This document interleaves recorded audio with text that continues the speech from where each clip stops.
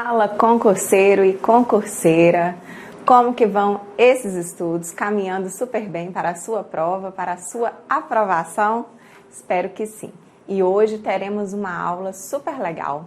Uma não, né? Hoje a gente está só iniciando, vamos ter várias aulas aí de um projeto de questões que o Vale Concurso está oferecendo para vocês. Eu sou a professora Laís, professora de Direito Administrativo aqui no Vale, então eu selecionei várias questõezinhas muito boas da nossa área aí de Direito Administrativo, que costuma cair em concurso público, para a gente poder gabaritar na hora da sua prova. Olha só, gente, eu acredito que é muito importante que vocês assistam todas as nossas aulas, porque a resolução de questões ela ajuda demais o concurseiro, mas é demais mesmo, gente. Olha só, é muito importante, de extrema importância, que vocês resolvam questões. Por quê, professora? Porque às vezes o aluno, ele sabe a matéria todinha, toda. Ele não tem dúvida de mais nada, ele já leu, releu, mas ele não resolveu nenhuma questão. E na hora lá da prova, na hora do seu concurso, quando você chega para resolver a questão, você trava, você dá aquela dúvida. Então, gente, é muito importante que vocês façam exercícios durante os seus estudos também, mesclem isso na sua hora de estudo, coloca ali um tempinho no final do dia para vocês resolverem questão, 1 horinha por dia, seleciona aquelas matérias bacanas, tá? Porque é muito importante de verdade. Quando vocês começam a resolver questões, vocês começam a pegar a maldade do examinador. Então é muito legal esse tipo de exercício, ajuda muito na memorização também, tá? Então vamos lá, vamos ver algumas questõezinhas aqui para a gente gabaritar no concurso público. Número 1. Acerca dos atos administrativos, de acordo com a doutrina clássica e majoritária, marca a alternativa correta. Primeira dica, gente. O que vocês vão fazer? A professora cansa de falar isso, mas vai sempre repetir para vocês, tá bom? O que está pedindo? Estão pedindo a alternativa correta. Na hora da prova, o que você vai fazer? Vai grifar isso aqui.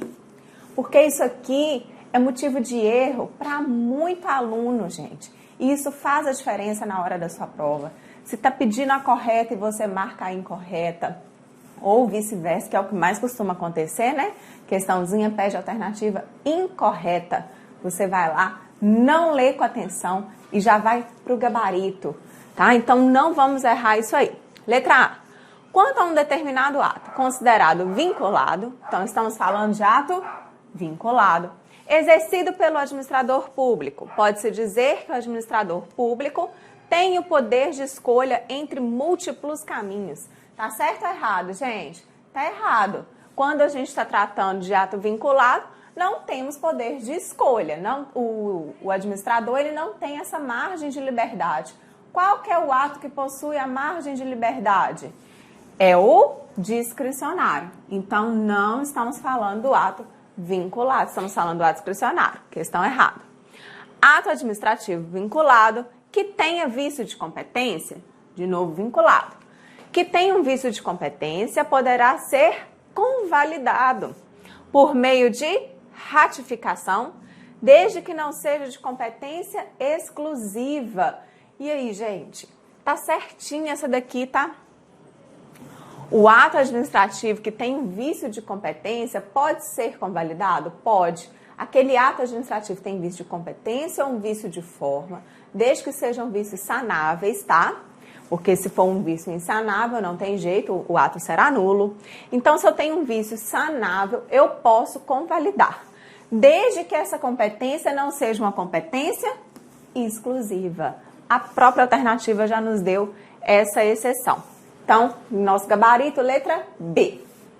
Vamos lá, letra C. A administração pública poderá revogar atos administrativos, então estamos falando da revogação, que possuam um vício que os torne ilegais, ainda que o ato revogatório não tenha sido determinado pelo Poder Judiciário. Gente, realmente a revogação não depende de nenhuma decisão do Poder Judiciário, tá? Vocês lembram disso? Não interfere. É a própria administração pública que pode revogar os seus atos.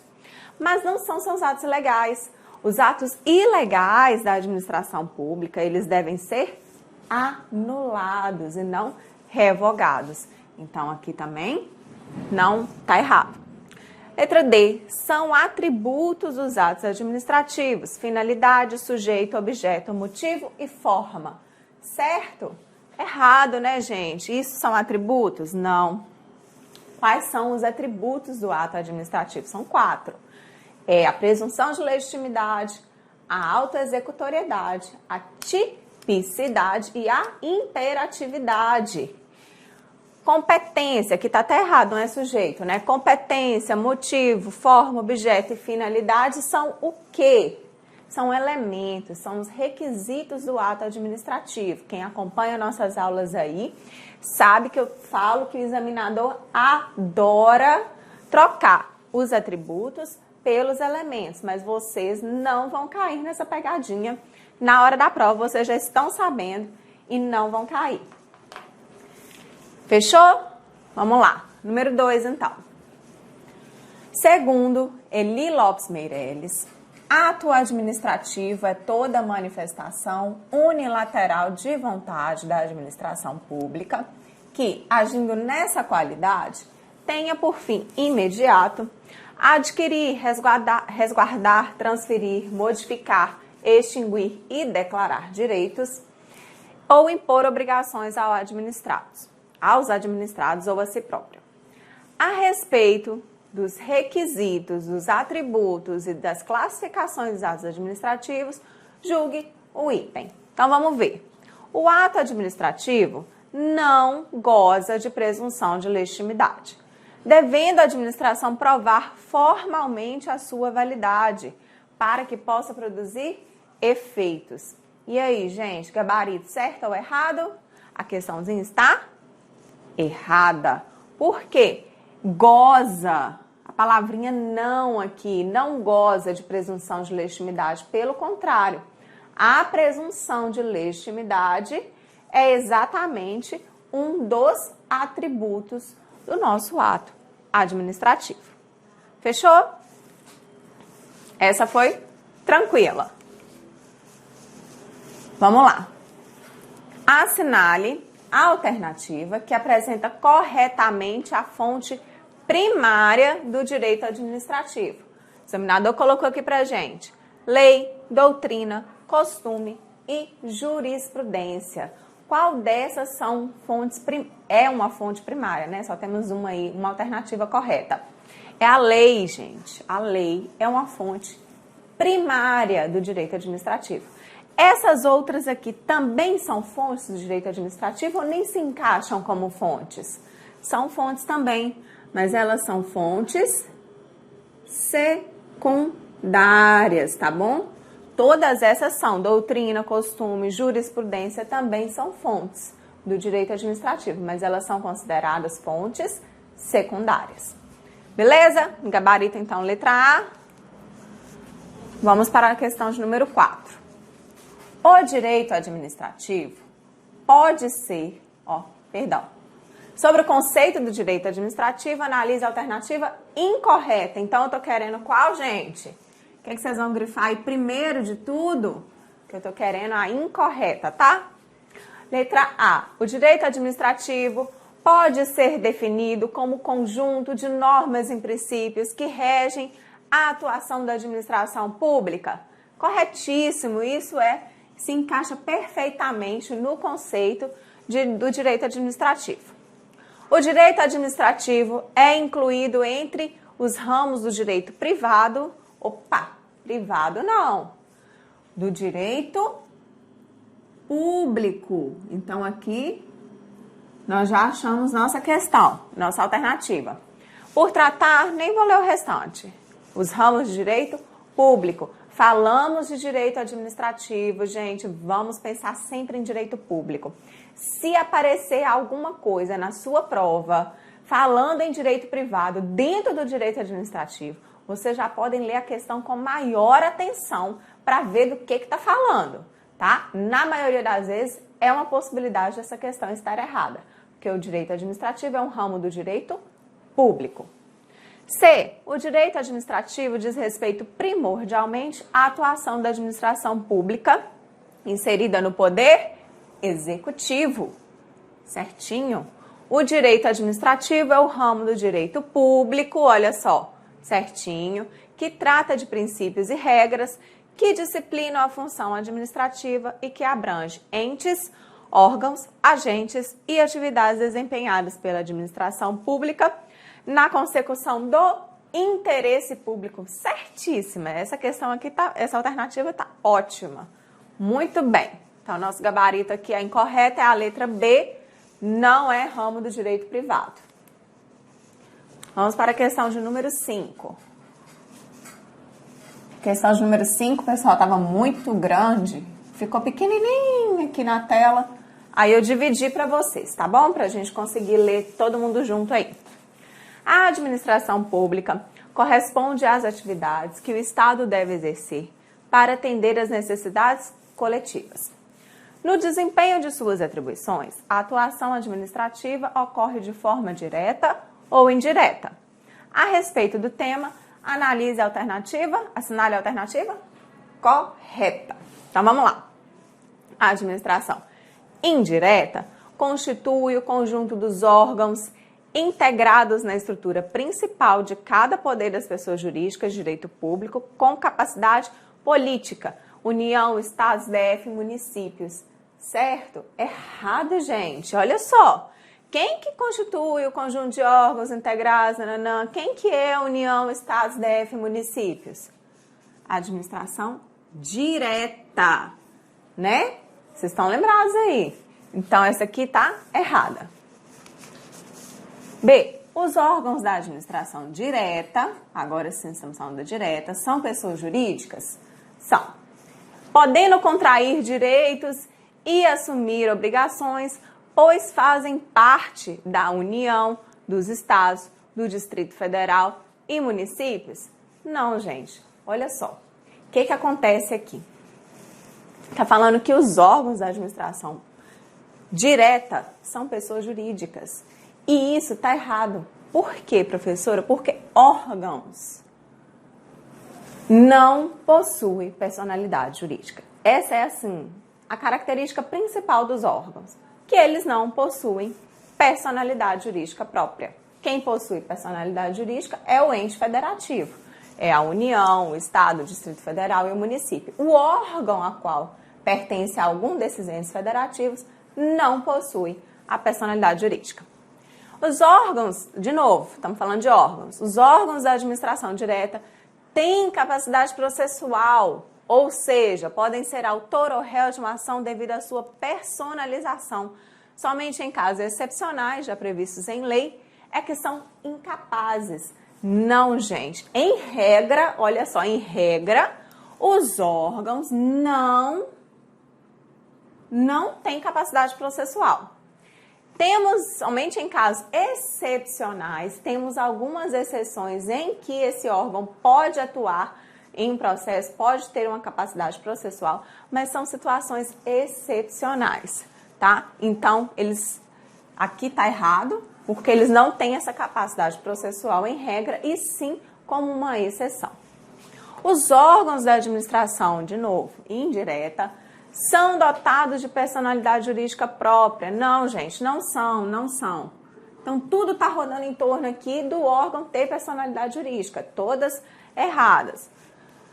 Os entes da administração indireta, para que possam exercer suas atividades, são dotados de personalidade jurídica própria e podem adquirir direitos e assumir obrigações por conta própria. Certinho. Os entes da administração indireta possuem, sim, personalidade jurídica. Quem não possui são os órgãos. Beleza? Então, vamos lá. Nosso gabarito, então, ficou aqui. Letra E, tá? Questão de número 6 agora. O prefeito do município X pretende criar uma secretaria municipal para melhor exercer as suas funções. Nesse sentido, considere seguintes as afirmativas. Olha, gente, só para a gente esclarecer um pedacinho aqui. Secretaria municipal, né? Quem estabelece é o prefeito, pode criar, pode, Secretaria da Saúde, Secretaria da Educação. E no âmbito federal, né, no âmbito da União, a gente tem o quê? A gente tem os ministérios, tá? Ministério da Saúde, Ministério da Defesa. Então, a gente tem só essa diferençazinha aí entre a União e aqui o município. A criação da secretaria é hipótese de descentralização administrativa, feita por delegação. Aqui eu vou ver qual que está certo e qual que está errado. Então, a gente vai marcando uma por uma.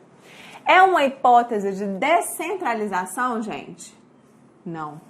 A criação da secretaria é uma hipótese de desconcentração e não descentralização, tá?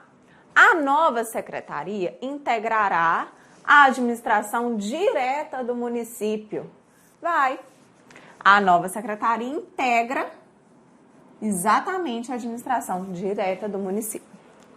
Trata-se de casos de desconcentração, olha só, certo? Administrativa, em virtude da distribuição interna de competências.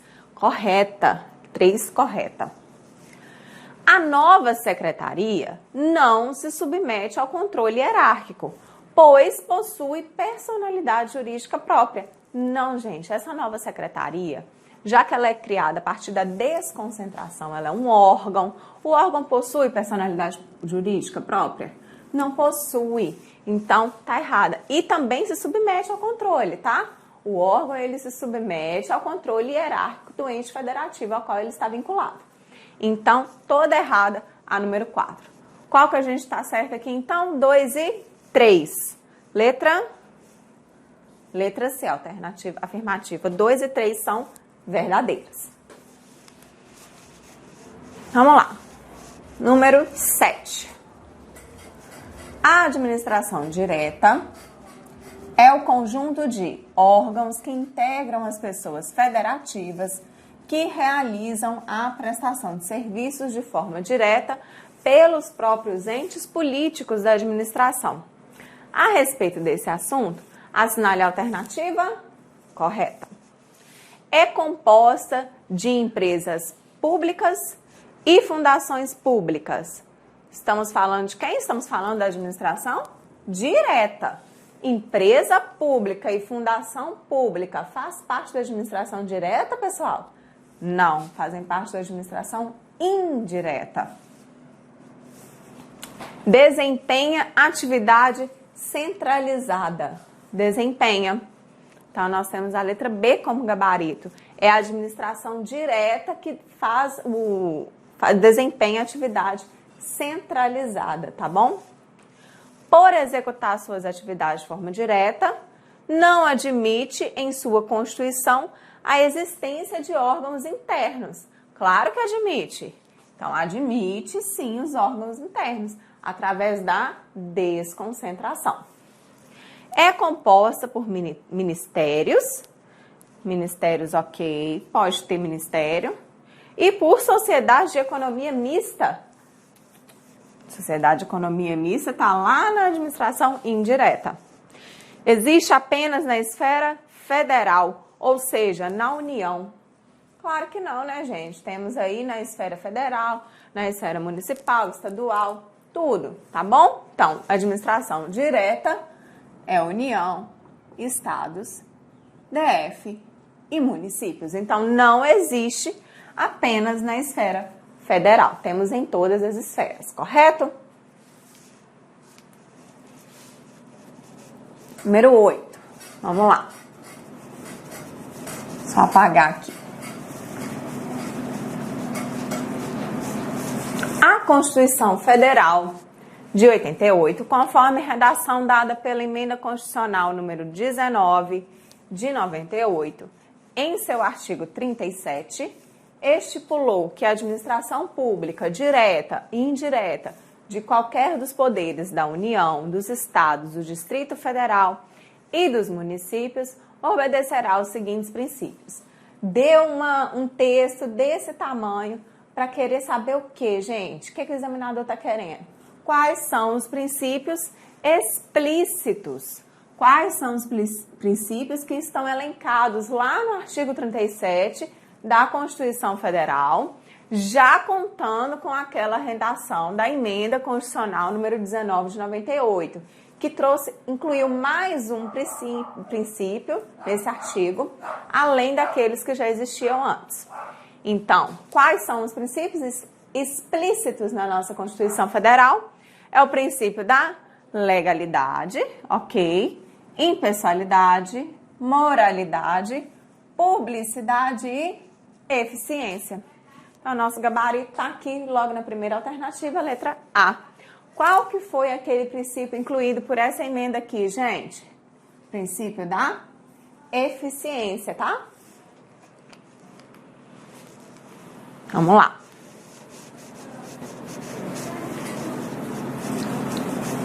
Questão de número 9 agora. Assinale a alternativa correta sobre administração direta e indireta. Autarquias são empresas públicas. Gente, eu nunca vi uma alternativa tão confusa. Claro que não. Autarquia é uma coisa, empresa pública é outra coisa. Ambas fazem parte da administração indireta, mas são entes diferentes. As agências reguladoras são autarquias sob regime especial. Certo? Certinho, gente. As agências reguladoras são autarquias sob regime especial. Elas precisam de alguns privilégios, algumas garantias especiais, tá? Então, elas são consideradas, o nome delas são chamados aí pela doutrina, de uma autarquia sob regime especial. Um exemplo dessa agência reguladora são aquelas, né? Anatel, ANEEL, todas essas, ANAC, todas são consideradas agências reguladoras. Elas precisam de alguma estabilidade, algumas coisas diferentes, algumas particularidades melhores para os seus dirigentes e tudo mais. Por isso elas são consideradas autarquias sob regime especial. Sociedades de economia mista são entidades da administração direta. Claro que não, né, gente? São da administração indireta. A administração direta traduz a ideia de descentralização do serviço público. Claro que não. A administração direta traduz a ideia de centralização. Ela realiza aquele serviço de maneira centralizada. Então, elas não traduzem essa ideia, não. Os municípios são entes da administração indireta. Errada, né, gente? Municípios fazem parte da administração direta. Então, o nosso gabarito dá 9, letra B.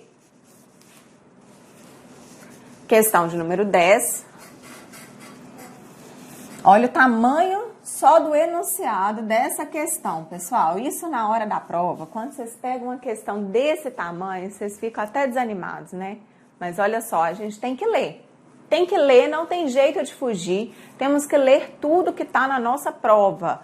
Preguiça não pode ter na hora de resolver as questões. Então, vamos lá. De acordo com o texto a seguir, o direito público tem como objetivo primordial o atendimento ao bem-estar coletivo.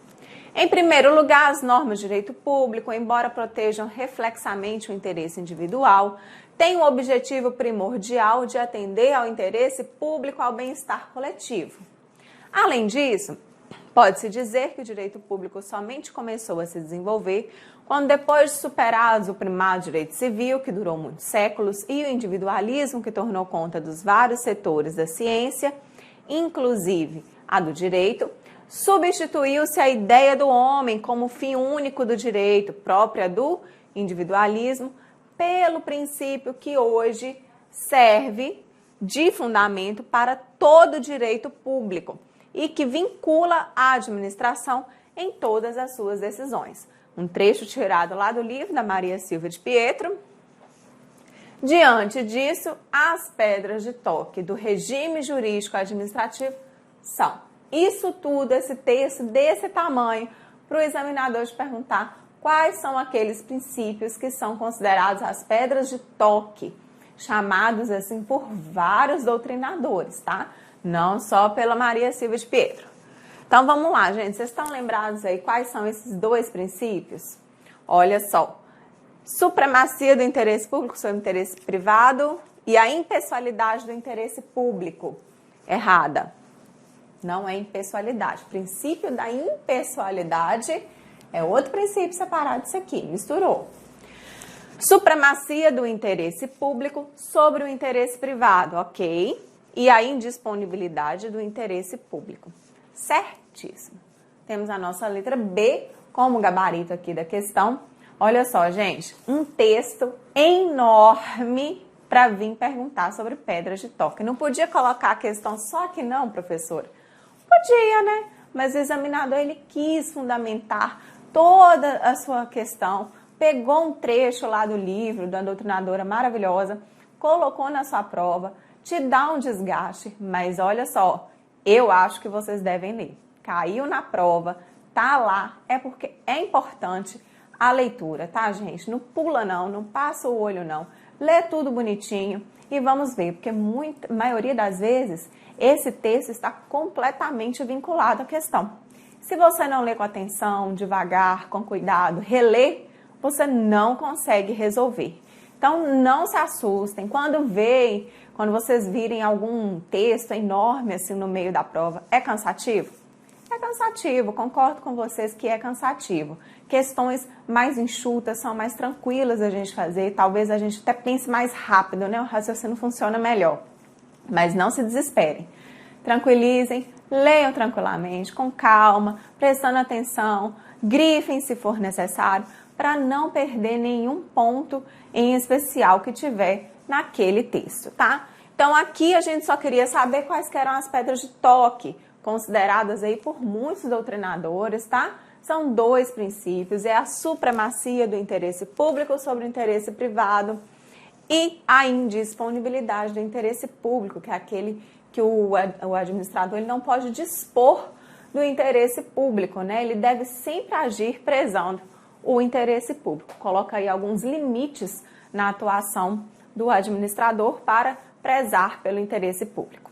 Então é isso, gente. Nós vamos continuar na próxima aula. A gente tem muita questão para vir ainda e eu aguardo vocês para a gente fechar isso aí e conseguir gabaritar na sua prova tão desejada. Beleza? Até a próxima aula.